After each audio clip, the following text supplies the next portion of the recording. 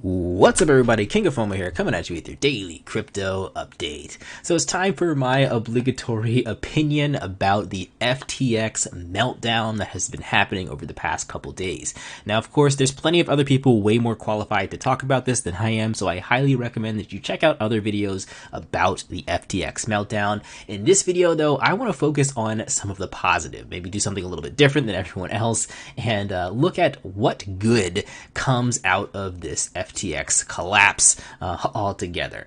So we can start with a couple of different things. We'll start with Ethereum. Ethereum has become ultra sound. So what that means is Ethereum is deflationary since it has started its merge 56 days ago. So on that day, Ethereum was inflationary by a gigantic margin. I mean, we would have a supply change of 661,348 Ethereum today if we did not merge. Now, how much money is that in dollars? So 664,000 Ethereum, what is that? That's like $791 million of Ethereum would have been on the market had it not been for this merge. So this is definitely, I think, going to help the price of Ethereum in the long run. If you don't understand it, I mean, hopefully it'll kind of come to you over the next couple of years. But like I said, today, because of the activity and the panic selling and the moving around of tokens and just the using of the network, albeit maybe not in the best way, but because of that increased activity,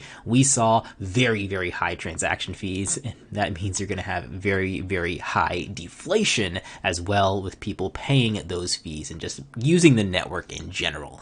So that is very good to see. I'm happy to see that the supply is down 4,000 Ethereum since day one here on the merge. And we're going to continue to see that number go down, and it will. I do believe that it will affect the price. Even if it stayed at zero, it would affect the price in a positive way compared to what Ethereum was minting before. So that's the first positive thing that comes out of this FTX meltdown. The second thing that I want to talk about is more exchange transparency. So this is a tweet from Noah Smith and Vitalik, the creator of Ethereum. I know we're sort of being ETH maximalists in this video, but this is something that I do agree with.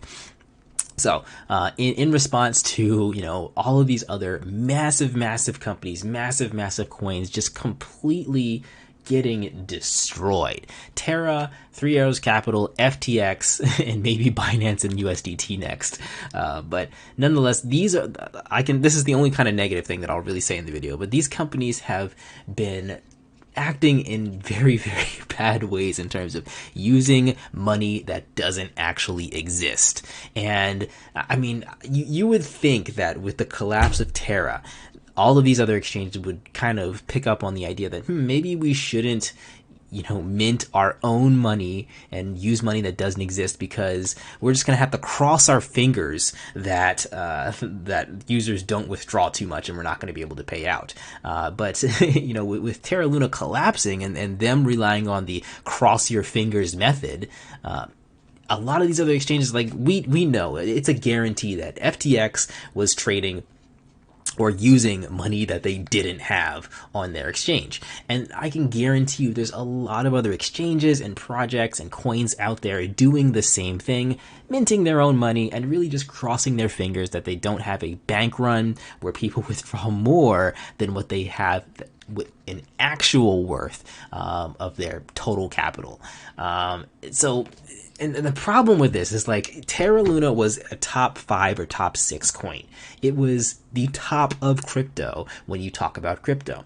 FTX was arguably one of the biggest exchanges right below Binance. Some people say it was the second biggest exchange, but nonetheless, it was a top huge exchange. And when you have these people and these companies and these coins in this super high space in crypto using this skeevy kind of sketchy method of moving their coins around and of keeping their records of how much they actually have on the exchange, that's very bad. It gives a bad name in crypto. It makes crypto seem Ponzi-esque in total, and it's not giving crypto a good name at all.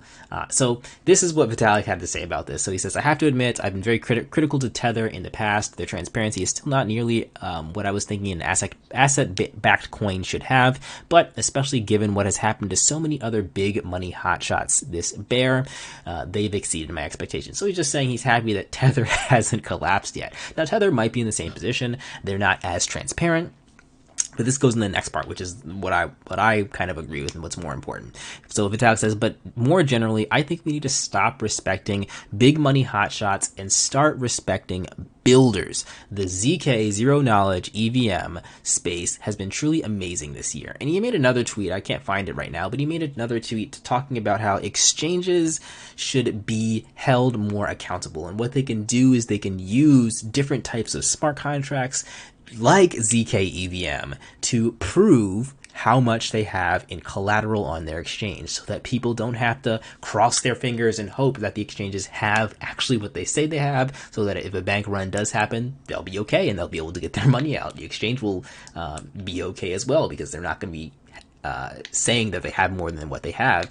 And you can see that on a provable blockchain. This is the reason why blockchain exists. So zero knowledge EVM or ZK EVM, which is almost available on Polygon altogether, but having that in the space and having exchanges use something like that is going to be a game changer. You're going to see a lot less exchanges, coins, companies doing this skeevy method of minting their own coin, and you're going to see a lot more just exchanges not collapsing because of that, once we do have them using the ZK EVM method of proving how many funds that they have in their system. Because that's going to be the case. The case is going to be if these exchanges don't have some way of proving with ZK EVM or with some other method how much collateral they have, people will just not use them. They'll be jokes, right? We've seen these jokes like Terra Luna and FTX in the past couple of years, and nobody's going to go with a joke company that's not going to be able to prove how much collateral they have. So this is a big deal. So you can see that he talks about Polygon and a few others that are doing the building right here, creating the necessary tools for exchanges to be able to prove to people you don't have to worry about keeping your funds on this exchange or worry about us running out of money for you to withdraw.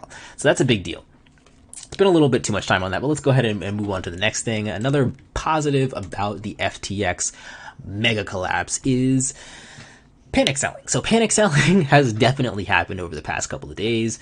We saw Bitcoin go down significantly. We saw Ethereum go down significantly. Let's see, the low of Ethereum was almost back down below $1,000, almost $900, which would have been really cool to buy in.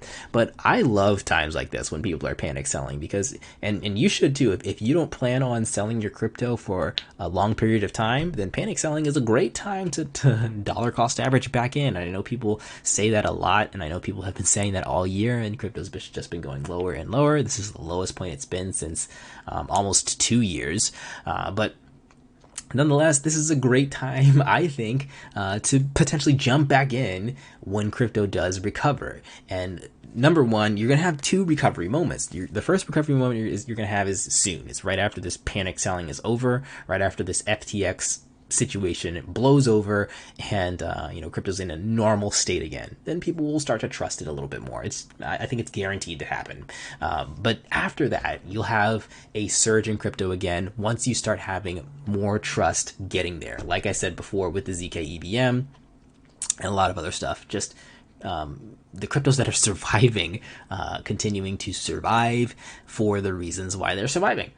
So that's good. The panic selling is giving us a good buy-in opportunity, and it's also, I think, potentially going to kill the bad. Like, I've been looking forward to this for a long time. This hasn't happened yet, but I hope that it'll happen soon, where we have a lot of coins in the top 100, top 500 that are garbage.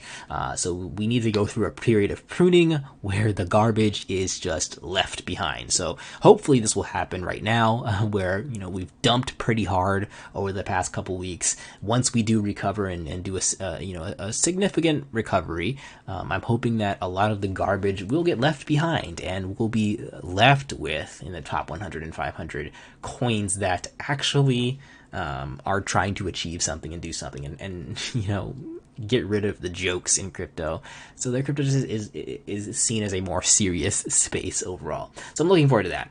Killing the bad and preserving the good. And then the last thing that I can mention right here is crypto is still building. I talked about Polygon earlier in this video, and there's plenty of other coins out there that are still, working as intended. The price should be secondary, and the development and the adoption and what people are actually doing with a coin should be primary, and the price will just go with it. And you can sort of see right now, especially with a lot of the garbage coins, you can see right now who's not panicking and who's continuing to build, who's continuing to do conferences, and people are still excited about a lot of these coins overall. But if you're just looking at the numbers, obviously you're going to be a little upset. But honestly, and we've talked about this in plenty of videos in the past, if you're looking at the actual technology that's being developed over time, crypto ain't going anywhere. Like we still got a lot of growth to go in terms of use case, in terms of adoption, and in terms of price in the long run. So this, like, honestly, don't let things like this scare you too much in the long term. All right, guys, that's everything for today. I'll catch you in the next video. Become a Patreon if you want to consider supporting me and supporting the channel. Also getting access to my videos earlier than everyone else on YouTube. And I'll catch you guys in the next one. Peace out.